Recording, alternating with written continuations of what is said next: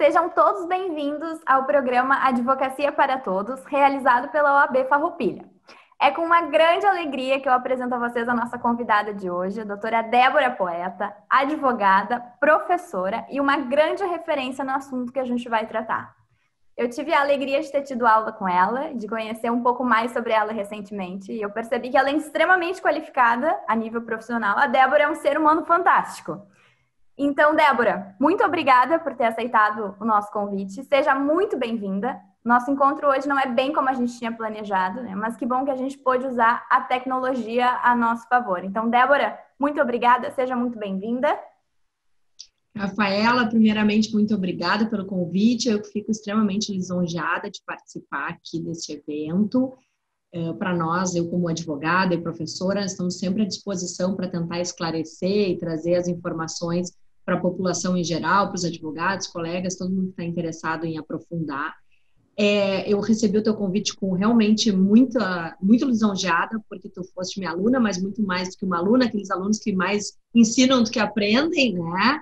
E fico extremamente orgulhosa de ver os alunos, assim, extremamente profícuos na profissão, fazendo maior sucesso, trabalhando. Realmente, para mim, é um orgulho muito grande. Então, desde já, quero agradecer a oportunidade e me coloco aí à disposição para fazer os esclarecimentos que forem necessários.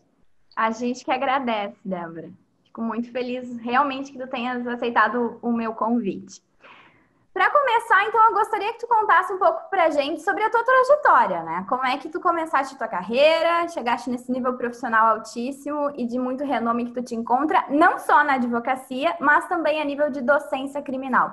Conta pra gente um pouquinho da nossa história, assim, como é que foi tudo isso? Bom, eu me formei na Unicinos em 2004, né? Estudei na Unicinos e quando eu estudava na faculdade eu tinha um sonho de fazer concurso público.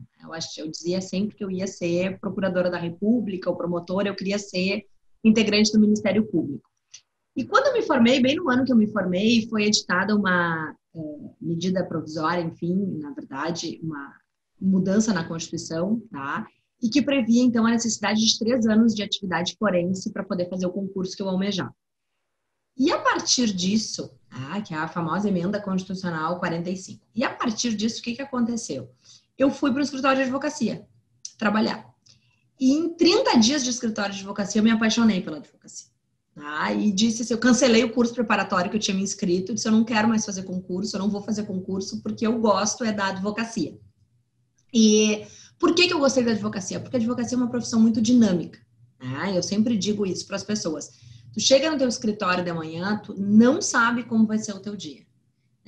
Por mais agenda e preparação que nós tenhamos, tu tem uma audiência designada, tu tem uma sustentação oral no tribunal, tu tem uma reunião com o cliente, mas às vezes a gente chega e é surpreendido. Teve busca e apreensão na casa de um cliente. Isso às 6 da manhã já toca o teu telefone.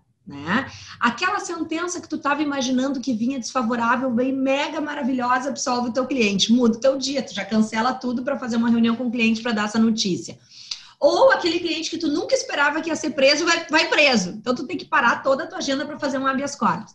Então, efetivamente, a advocacia é muito dinâmica. Claro que isso tem um lado bom e um lado ruim. O lado ruim é que tu, muitas vezes, não consegue te preparar. Sempre digo, nós não temos o direito de daqui a 15 dias eu sairei de férias e tudo vai dar certo. Não sabe, porque tu tem que cancelar as férias e tudo mais. E como é que eu cheguei onde eu estou na advocacia? Eu comecei a trabalhar com muito orgulho no escritório do Dr. César Bittencourt, tá? Que eu acho que todo mundo conhece, né?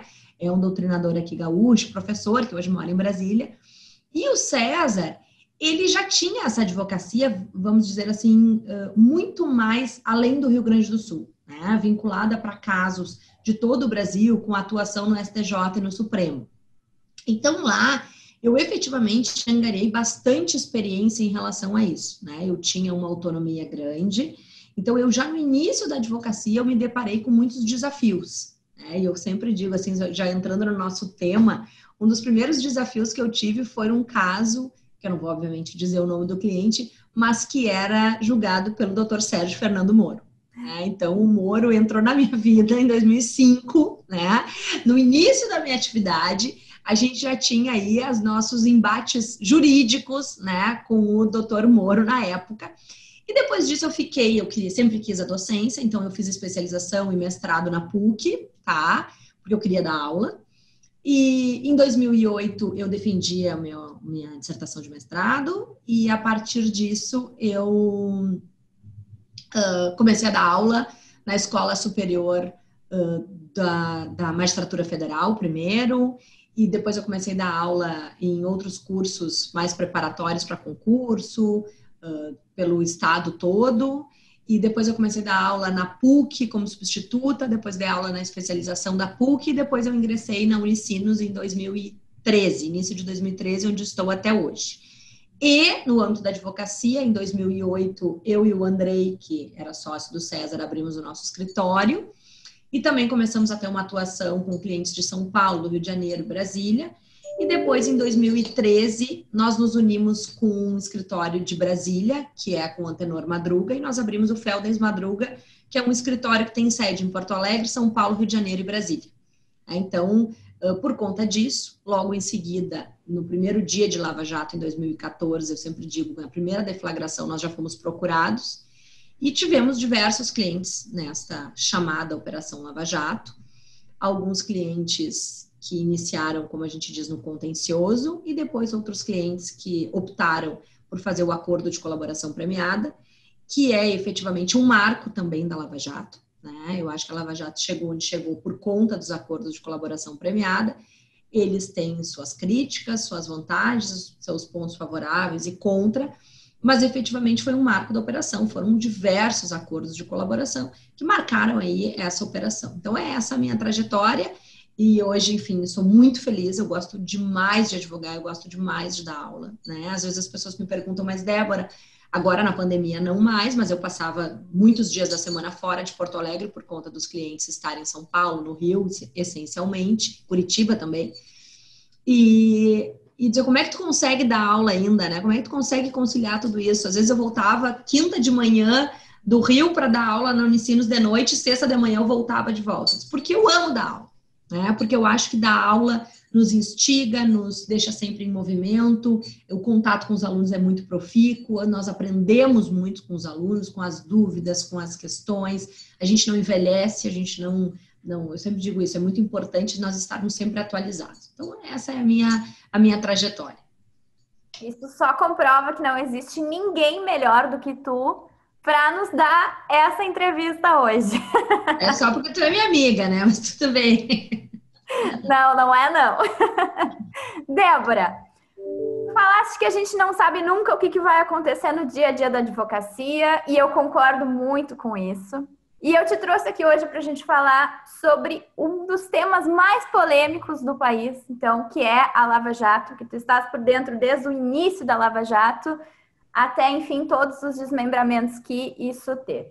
Eu digo que é um dos temas mais polêmicos do país porque a Lava Jato, ela mistura posicionamento político, decisões judiciais e ultimamente, na verdade não sei se ultimamente ou desde o início, mas ela divide o país em dois polos, né? Os que estão muito felizes com o que tem acontecido recentemente e os que estão muito decepcionados. Quando a gente fala em Lava Jato, especificamente no caso do Lula, que já foi e voltou muito nessa linha do tempo, é difícil entender o que está acontecendo e é também muito difícil encontrar um posicionamento isento de política sobre esse tema. Então, ou as pessoas amam o que está acontecendo, ou as pessoas odeiam, ninguém consegue se posicionar de forma indiferente a isso. Não existe o famoso tanto faz. E por esse motivo, eu busquei alguém que pudesse fazer uma análise puramente técnica desse contexto, né? Isenta de posicionamento. Em um primeiro momento, eu gostaria que tu esclarecesse justamente a pergunta que intitula o nosso encontro. O que é que está acontecendo com a Lava Jato? Que monte de notícias são essas? Tu poderia situar a gente um pouco sobre esse contexto? Bom, posso, claro. Assim, inicialmente, acho que é importante, a Rafaela coloca muito bem sobre essa questão de polarização, né? Eu acho que isso é muito negativo. Tá? Isso é negativo porque sempre se diz, quando a política entra na justiça, quando a política entra, a justiça sai. Né? É triste, mas é verdade. Então, quando nós começamos a politicizar as decisões judiciais, elas deixam um pouco esse critério de justiça de lado, né?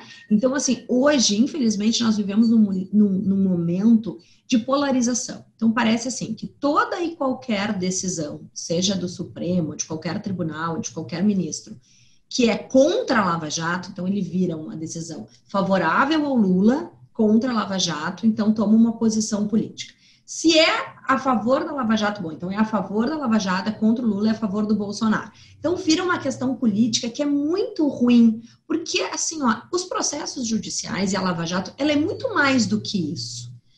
Ao mesmo tempo que não tem como fugir desta crítica, vamos dizer assim, leiga, midiática, porque efetivamente a Lava Jato atingiu, né, grandes nomes da política nacional, né, como o ex-presidente Lula, e não só, né, nós falamos sempre do Lula, mas a Lava Jato, meu Deus, quantos deputados de diversos outros partidos foram presos, quantas pessoas estão presas até hoje por conta da Lava Jato, quantas pessoas foram denunciadas, estão sendo processadas e que não fazem parte do PT, né, fazem parte de outros partidos políticos. Mas efetivamente em relação ao Lula, ela tomou essa dimensão por conta de, primeiro, pela figura que ele representa, né? Afinal de contas, é o ex-presidente da República e é uma pessoa de uma, vamos dizer assim, representação política muito forte, né? Muito mais forte do que as outras pessoas. Então, o que a Lava Jato tem hoje, né? O que nós temos hoje da Lava Jato? A Lava Jato segue em funcionamento, ela segue andando, né? A Lava Jato, ela merece os nossos aplausos, porque efetivamente foi uma operação que descortinou um esquema de corrupção bastante grande existente no país, que obviamente não é desejável, né? Então eu quero aqui já deixar claro, porque às vezes as pessoas dizem, advogado criminalista é a favor do crime. Nós não somos a favor do crime, nós não somos a favor da corrupção, né? Nós somos advogados criminalistas, nós estamos aqui para defender os interesses dos nossos clientes. Isso não quer dizer que nós somos a favor de práticas de crime. Então o descortinamento toda a onda de corrupção foi muito favorável. Agora, o que a Lava Jato é hoje, né? O que tem hoje é que são duas decisões do Supremo Tribunal Federal, tá? Que dizem respeito à nulidade dos processos do ex-presidente Lula e que marcam este cenário atual da Lava Jato. Primeiro que nós temos que compreender, tá? A questão da competência da Lava Jato, tá? Por que a Lava Jato iniciou em Curitiba? Por que a Lava Jato estava lá na época com o Dr. Sérgio Moro? Porque, na verdade, foi uma construção de uma conexão da Repar, que era uma refinaria do Paraná, tá? E que se entendeu, aqui não vou entrar nesses liames jurídicos, mas que se entendeu que havia uma conexão da Petrobras. Então, assim, de forma bem ampla, tudo que diz respeito à Petrobras, a competência seria da 13ª Vara de Curitiba, da época Dr. Sérgio Fernando Moro, hoje Dr. Bonar. Então, o que acontece? Desde o início, e isso não foi só a defesa do Lula, mas a defesa de outros vários réus da Lava Jato, criticavam a competência do Moro, por dizer que determinado fato não tinha vinculação com a Petrobras. Porque a coisa tomou uma dimensão tão grande que parecia que a Lava Jato é só a Petrobras, e não é. Então, por exemplo, nós tivemos decisões ao longo desses anos que tiraram a competência de Curitiba. O julgamento da Transpetro, todos os processos referentes à eletronuclear, os processos referentes à refineria Abreu e Lima, já teve decisões do STJ e do Supremo indicando que a Lava Jato não era competente, certo? Mas com relação ao Lula, a defesa já vinha postulando, o doutor Sérgio Moro disse que era competente, o TRF disse que era competente, o STJ disse que era competente. E essa discussão chegou ao Supremo. Agora, e o Supremo, ao se debruçar sobre isso, primeiro o ministro Edson Fachin liminarmente entendeu que, no que tange ao processo começa com o triplex, tá? Mas depois foi estendido. Não era competente para julgar, tá? Então, portanto, que não tinha relação com a Lava Jato. Por quê? Isso é importante. Relação com a Lava Jato, desculpa, não. Relação com a Petrobras. Por quê? Porque isso o próprio doutor Moro diz. O dinheiro que recebeu e que investiu na compra do triplex, ou do Guarujá, ou do Instituto Lula, das doações eleitorais, não tem prova de que eles tiveram um liame direto que vieram da Lava Jato. Então, essa era a primeira questão da defesa e o próprio juiz reconhece, né? E, portanto, não teria aqui Petrobras, né? Então, para de falar de Lava Jato, não vieram da Petrobras. Então, a partir disso, não tinha esse liame que justificaria a competência. À vista desse cenário todo, o Supremo entendeu o quê? Que os processos do Lula não deveriam ser julgados na 13ª Vara de Curitiba. Primeiro foi uma decisão liminar do ministro Edson Fachin, e depois foi uma decisão do plenário, a semana passada, dia 15 de abril, se eu não me engano, que o plenário do Supremo ficaram vencidos 2 ministros e entenderam que, efetivamente, os processos do ex-presidente Lula são 4, triplex, sítio de Atibaia, e 2 processos vinculados ao Instituto Lula, um da aquisição do Instituto Lula e outro de doações do Instituto Lula. Como eles não têm vinculação estrita com a Petrobras, eles não deveriam ser julgados em Curitiba e foram encaminhados para Brasília. Tá? Então, agora, parece que isso deu uma desestabilizada geral, mas está bem claro lá na decisão que estes são processos do ex-presidente Lula. Não é que a Lava Jato toda vai ser anulada, que todos os processos vão terminar, que vão anular as condenações. Não é este o cenário. O cenário é: o Supremo decidiu, o que já decidiu em outros casos, que quando um caso não tem vinculação estrita com a Petrobras, a competência não é de Curitiba. E é da onde que o fato aconteceu. Então, onde é que aconteceu esses fatos? Bom, supostamente o ex-presidente Lula está sendo denunciado por ter pedido dinheiro por corrupção enquanto era presidente da República. Ele, como presidente da República, estava em Brasília e, portanto, a competência para julgamento é de Brasília. Tá? Então, o cenário de competência é este. Tem mais um outro ponto, que é o cenário da suspeição. Então, são coisas que nós precisamos diferenciar. Uma coisa é a decisão da incompetência. O que é incompetência? É quem tem que ou não tem que julgar. Outro foi o julgamento da suspeição do juiz. Ou seja, nós esperamos, sempre no ordenamento jurídico, é que as pessoas sejam julgadas por um juiz imparcial. O que é um juiz imparcial? Um juiz que não tem interesse na causa.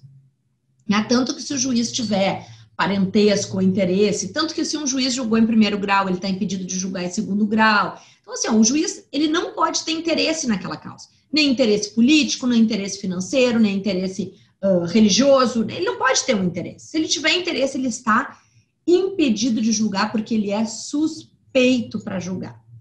Então, o que acontece? Desde o início, a defesa do ex-presidente Lula vem levantando que o ex-juiz Sérgio Moro era suspeito para julgar o Lula. E por quê? Porque havia, entre aspas, uma perseguição política. E ele fez isso com base em diversos fatos aqui, mediaticamente conhecidos, né? O fato de ter havido a condução coercitiva do ex-presidente naquela época, de ter havido, de uma forma ou de outra, interceptações telefônicas da família numa época inicial da pré-investigação, de ter havido a divulgação daqueles diálogos entre a Dilma, na época presidente da República, e o ex-presidente, quando ele foi nomeado ministro. Então, assim, é uma série de fatos que foram objeto de irresignação por parte da defesa, de dizer que o juiz Sérgio Moro, à época, não teria a imparcialidade necessária para julgar o ex-presidente Lula. Esta tese foi afastada pelo juiz de 1º grau, foi afastada pelo TRF e chegou ao Supremo. Este julgamento do Supremo, ele está em andamento desde 2018. Tá? Já tinha votos contrários e agora foi votado, obviamente, isso é importante que a gente tenha claro, a divulgação desses diálogos da famigerada Operação Spoofing, né? Que são aqueles diálogos que foram hackeados do celular dos procuradores da República, que buscam aquele grupo de WhatsApp que supostamente eles tinham. Eles não são o objeto central da declaração dessa suspeição, tá? Mas, obviamente, que eles influenciaram psicologicamente. Então, ainda que o Supremo não tenha enfrentado esse ponto, ou seja, o Supremo não disse assim, ó, pode usar esses diálogos ou não pode usar esses diálogos são lícitos ou não são lícitos, depois eu acho que a Rafaela quer me perguntar especificamente sobre isso, o Supremo não enfrentou isso de frente, tá? Mas claro que isso fez um pano de fundo para fundamentar essa decisão de suspeição. Então, o que que nós temos? O Supremo declarou, pelo plenário, a suspeição do ex-presidente, do ex-juiz Sérgio Moro para julgar o ex-presidente Lula, só do ação penal do triplex. E anulou todo o processo e as fases pré-processuais. Depois eu explico melhor esse ponto. E a incompetência das 4 ações penais. Então, resumo da ópera. Em relação ao ex-presidente Lula, ele não tem hoje nenhuma condenação mais. Porque as condenações foram anuladas. A do triplex por suspeição e também por incompetência, e os outros 3 processos, tinha só mais uma condenação, que é o sítio, por incompetência. Eu acho que é esse o cenário. Sobre a questão da suspeição do Moro, Débora, tu referiste que eu ia te perguntar e eu ia te perguntar mesmo. Essas conversas vazadas há um tempo, né? Acho que todo mundo se recorda disso.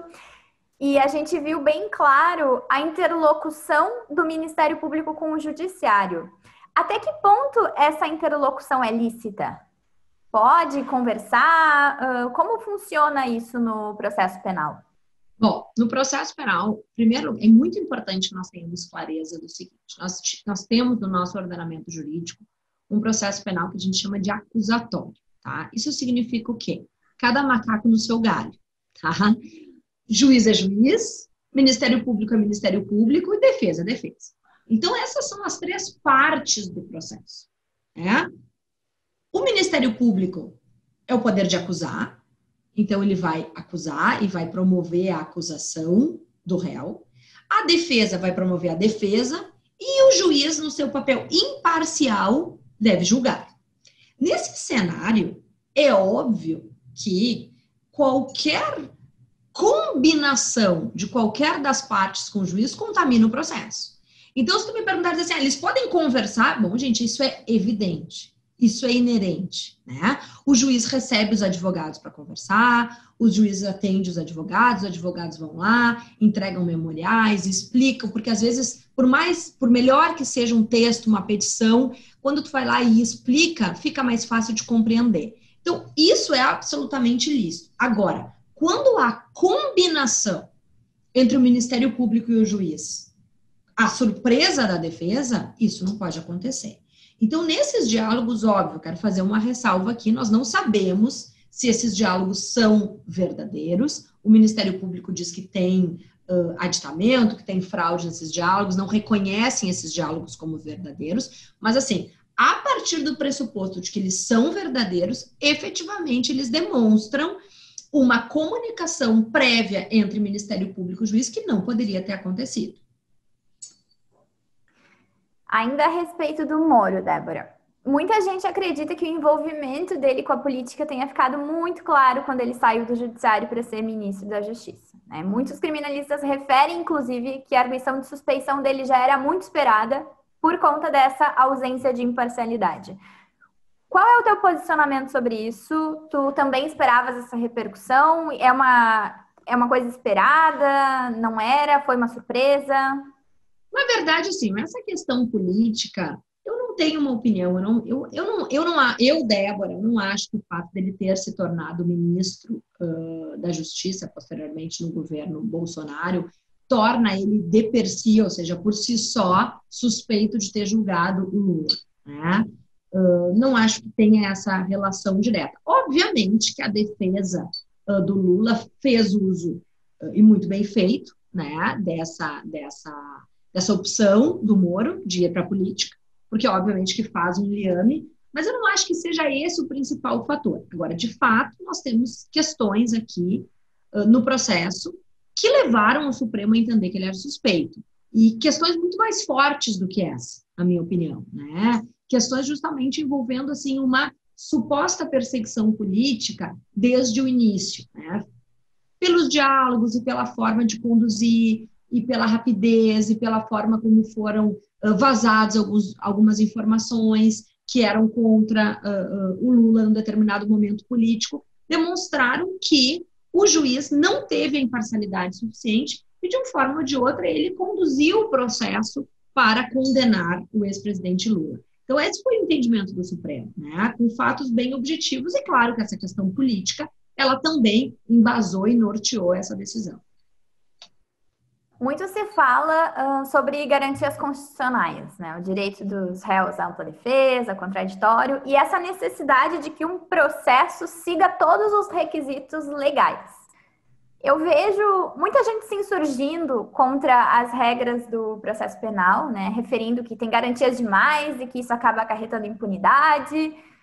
E, por outro lado, eu também entendo que todas as pessoas que são acusadas de algum crime gostariam de um trâmite processual correto, caso elas fossem réus, né? Evidentemente, ninguém está livre de ser acusado de alguma coisa, a gente nunca sabe o que pode acontecer. E eu gostaria de saber qual é a tua percepção sobre isso. Então, tu acreditas que os parâmetros legais foram respeitados no caso do Lula e no caso da Lava Jato em geral? Essa questão da suspeição do Moro? Qual é o teu posicionamento sobre isso? Bom, sobre essa questão que tu colocas, eu sempre digo para os meus alunos de processo penal, né? Não existe, gente, não existe um processo penal sem garantias. Porque daí não é processo penal, é outra coisa. Qualquer coisa, pode chamar de outra coisa, mas não é processo penal. O processo penal é um processo cheio de garantias. E é justamente isso, as garantias e o preenchimento das garantias, que faz com que o juiz, lá no final do processo, possa respirar aliviado e proferir uma sentença condenatória, determinando a prisão de uma determinada pessoa. Né? Ou até mesmo, se ele proferir uma sentença condenatória que depois foi reformulada, uma absolutória que depois foi reformulada, o juiz vai respirar e dizer, olha, eu respeitei todas as regras do jogo e com base nas provas do processo, o meu convencimento foi este. Tá? Então, assim, a crítica que se faz é porque as pessoas não se colocam na posição de réu. Mas o que a gente vê é que sempre que alguém, ou um parente, ou um primo, quando se coloca, chega na hipótese de réu, porque qualquer um de nós pode cometer um crime. O nosso leque de crimes é muito amplo. Eu digo sempre, se eu tomar uma cervejinha ali no almoço e dirigir, eu estou praticando um crime. A diferença entre mim e o outro que foi, é que eu não fui flagrada. Né? Talvez porque eu não parei numa barreira, não fui flagrada na barreira policial. Então, assim, essa questão, os próprios procuradores da República agora da Lava Jato, né? Que eles estão, enfim, tem um inquérito contra eles tramitando no STJ, eles próprios se usaram de todas as garantias para ter acesso ao processo, para trancar o processo, né? Eles também estão fazendo uso dessas garantias, e que talvez garantias que há pouco tempo atrás eles estavam criticando no pacote, famoso pacote, né? Anticorrupção, 10 medidas para combater a corrupção. Então, nós temos que cuidar disso. Eu acho que nós temos que aprimorar o nosso sistema de justiça, não tenho dúvida. Eu acho que a justiça, num tempo razoável, faz uma diferença muito grande. Porque o processo, ele muito rápido, ele não é bom, mas o processo muito longo, ele também não é bom. Mas, sem dúvida, que esse aprimoramento, esse melhoramento, não é reduzindo garantias constitucionais. Agora, sobre se a Lava Jato, como um todo, respeitou ou não respeitou as garantias, é muito difícil de nós colocarmos. Porque é necessário que a gente conheça os processos especificadamente. Em todo processo, a defesa sempre encontra uma nulidade, um ponto para impugnar, para discutir. Agora, a Lava Jato aqui, a partir das decisões últimas do Supremo, nós podemos enfatizar que, efetivamente, nestes casos aqui, não houve um cumprimento das garantias na medida em que estão sendo anulados os processos. E por que eles estão sendo anulados? Porque essas nulidades não foram reconhecidas no momento processual adequado. Se lá no início do recebimento da denúncia, do triplex ou do sítio de Atibaia, tivesse sido reconhecido que Curitiba não é a competente e o processo tivesse sido mandado para Brasília, talvez hoje nós tivéssemos o ex-presidente Lula condenado em primeiro e segundo grau sem nenhuma anulação. Então, hoje que parece um absurdo, parece assim, tudo virou pizza, tudo foi anulado, mas por que está sendo feito assim? Porque não foi anulado no momento processual adequado. Porque a defesa teve que ir postulando até chegar no Supremo para chegar nisso. E aí, muitas vezes a gente vê, mas o ministro Gilmar Mendes, neste caso não foi o ministro Gilmar Mendes que reconheceu a incompetência, foi o ministro Fachin, inicialmente. E não mais isso, foi o plenário inteiro do Supremo. Nós não podemos acreditar que o plenário todo do Supremo é político e que é beneficiar o Lula. Nós temos, sim, aqui uma irregularidade processual que foi reconhecida. E é importante que se tenha isso em conta. Ninguém de nós quer ser julgado por um juiz que não é o competente. Nenhum de nós quer ser julgado por um juiz que não é suspeito. Nenhum de nós quer ser torturado para ter que falar a verdade. Ou quer ter um filho preso para te obrigar a fazer um acordo. Então, essas questões, elas realmente não podem acontecer. Agora, digo de novo, a Lava Jato tem muitos pontos positivos, né? Que efetivamente foi uma operação em que se trabalhou muito. E aqui eu digo, eu já disse no início, né, que eu tive casos, enfim, com o ex-juiz Sérgio Moro desde 2005, e desde lá eu dizia, o doutor Moro é um juiz duro, rígido, mas extremamente trabalhador. Então, os processos, quando tu vai fazer uma audiência com ele, perfeitamente se percebe que ele conhece o processo como ninguém. Ele leu o processo. Ele sabe onde estão as questões. Então, por isso que às vezes as pessoas também têm um pouco de medo dele, porque ele é um juiz que efetivamente é trabalhador. Isso nós não podemos tirar. Mas aqui, em relação a esses pontos, efetivamente houve um deslize, houve um desrespeito de algumas regras processuais e que conduziram à nulidade do processo. E que agora nós vamos ter que tratar com elas, né? Não tem alternativa. E até que ponto essas nulidades do processo podem afetar a Lava Jato no geral? Essa é uma discussão. Quando a gente vê as decisões do Supremo, se percebe nos votos um cuidado dos ministros em dizer que isto aqui diz respeito a este caso, né? Quando eles tratam da incompetência ali, eles dizem muitas vezes, isso aqui é incompetência desse processo, porque é do ex-presidente Lula, que era presidente da República e atuava em Brasília, nananana. No que tange a competência, me parece que não tem dúvida, assim, que tudo que diz respeito à Petrobras é de Curitiba e não tem. A repercussão maior que a gente pode encontrar é a questão da suspeição, tá? Mas, efetivamente, o julgamento da suspeição ali, ele é uma suspeição direcionada ao ex-presidente Lula. Se nós conseguirmos, outras defesas virem, que houve também esta questão de suspeição do juiz Sérgio Moro, alguma perseguição nesse mesmo cenário em relação a outros réus, também pode. Mas eu não vejo, tá, como assim, um dominó, né, que derrubou a primeira pecinha e vai derrubar toda a Operação Lava Jato. Eu, tecnicamente, não vejo isso como possível. A única possibilidade de ter, assim, uma repercussão mais ampla é por conta dessa operação spoofing, né, que são esses diálogos, e que demonstram, como eu disse antes, que talvez, em alguma medida, teve ali uma combinação entre Ministério Público e juiz indesejada, e que pode repercutir em outros casos. Mas nós vamos ter que enfrentar o ponto de que isso é um hacker, e que, portanto, foi obtido ilicitamente, e o Supremo vai ter que se debruçar sobre essa questão, se essa prova é ou não é lícita para fins de defesa. Eu não tenho dúvida que essa prova é ilícita para condenar alguém, porque para condenação, as provas ilícitas são inadmissíveis. Mas existe toda uma discussão se eu posso usar a prova ilícita em benefício da defesa. Então, assim, se eu estou me defendendo, eu posso gravar alguém clandestinamente e usar a meu favor? Para acusar não pode, não tem dúvida, mas para se defender pode. Então tem aqui uma margem jurídica que nós vamos assistir os próximos cenários aí, os julgamentos do Supremo. Com certeza o Supremo vai ter que se debruçar sobre a validade ou não desses áudios e diálogos que foram hackeados, que são da famosa Operação Spoofing. Perfeito, Débora. E, por fim, então, já nos encaminhando para o final, eu acho que cabe um esclarecimento aqui. Anulação de processo é diferente de absolvição, né? Ou seja, o fato de um processo ser anulado não significa que o réu é inocente, né? Mas, por outro lado, pode significar que ele não será condenado. Como é que isso funciona e onde é que entra a questão da prescrição, que também entrou muito em pauta depois dessas notícias, né? O processo todo vai ter que ser refeito? Quanto tempo se tem até uma prescrição? O que pode acontecer? Bom, efetivamente, absolvição e nulidade são diferentes. Se o Lula tivesse sido absolvido com trânsito em julgado, isso estaria morto, poderiam até vir novas provas que não poderia vir em favor dele. Mas o processo foi anulado. Então, nós temos que fazer de novo uma diferenciação. O triplex foi anulado por suspeição. Como ele foi anulado por suspeição, foram anulados também os atos pré-processuais, tá? Então, interceptações telefônicas, buscas e apreensões. E aí, se isto foi anulado, as provas foram anuladas.